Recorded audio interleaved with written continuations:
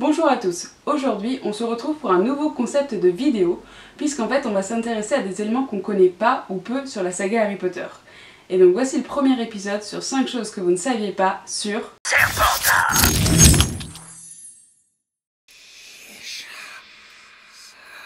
La maison Serpentard, vous le savez, porte le nom de l'un des 4 fondateurs de Poudlard, Salazar Serpentard, en anglais Salazar Slytherin. J.K. Rowling a de multiples inspirations pour les noms et prénoms de ses personnages et le créateur de la maison Serpentard en est un excellent exemple. Pour Salazar, l'auteur a repris le nom de famille du politique portugais António de Oliveira Salazar.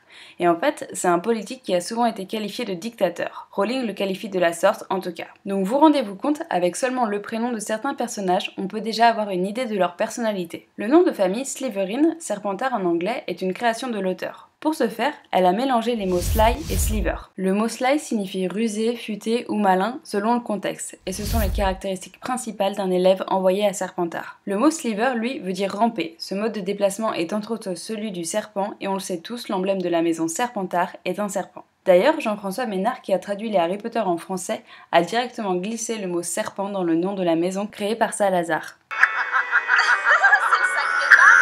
Beaucoup d'entre nous savons que le fantôme de la maison Serpentard est le baron sanglant.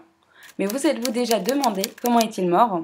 En tout cas, je vais vous raconter la petite histoire. Le baron qui a vécu à l'époque des fondateurs était amoureux d'Helena Serdaigle, la fille de Rowena Serdaigle. Rowena Serdaigle, qui était sur le point de mourir, a demandé au baron d'aller chercher sa fille pour la voir une dernière fois dans la forêt d'Albanie. Helena refuse de venir avec lui. Furieux, il devient violent et poignarde Helena. Regrettant immédiatement son geste, il se suicide en se poignardant avec le même couteau. Pour se punir, il porte des chaînes en signe de pénitence. Ses traces de sang et celles d'Helena sont toujours visibles sur lui.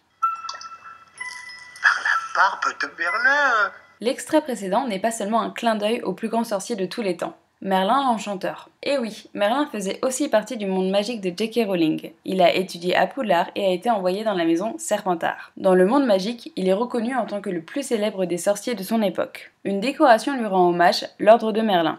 Cette décoration, remise par le tribunal magique, le Magon Mago, est une médaille en or sur un ruban. Il existe 3 rubans différents car l'ordre de Merlin est composé de 3 grades. Première classe, attribuée pour acte de bravoure ou distinction exceptionnelle. Deuxième classe, pour accomplissement ou comportement extraordinaire. Et troisième classe, pour contribution à la somme de nos connaissances ou de notre culture. Le ruban des premières classes est vert et ce serait justement dû à la maison de Merlin, Serpentard. Serpentard!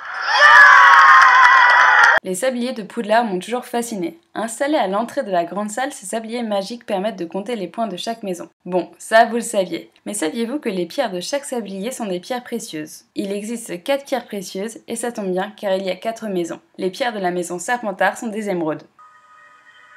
Allons-y. On reste à Poudlard et on se dirige maintenant dans la salle commune des Serpentards. Elle est située dans les sous-sols de l'école et sous le lac. Étant donné qu'elle est sous le lac, une lumière verte qui provient de celui-ci se diffuse constamment dans la salle. Le mot de passe change tous les 15 jours et est noté sur un tableau. On connaît un seul des anciens mots de passe. Rappelez-vous, c'était celui que Drago révèle lorsque Ron et Harry étaient entrés dans la salle commune des Serpentards. Ce mot de passe était sang pur. Ce premier épisode arrive à sa fin. Si jamais vous connaissez d'autres éléments peu connus sur la maison Serpentard, n'hésitez pas à les mettre en commentaire. J'espère que ce premier épisode vous a plu. Moi, en tout cas, j'ai adoré l'écrire, le tourner.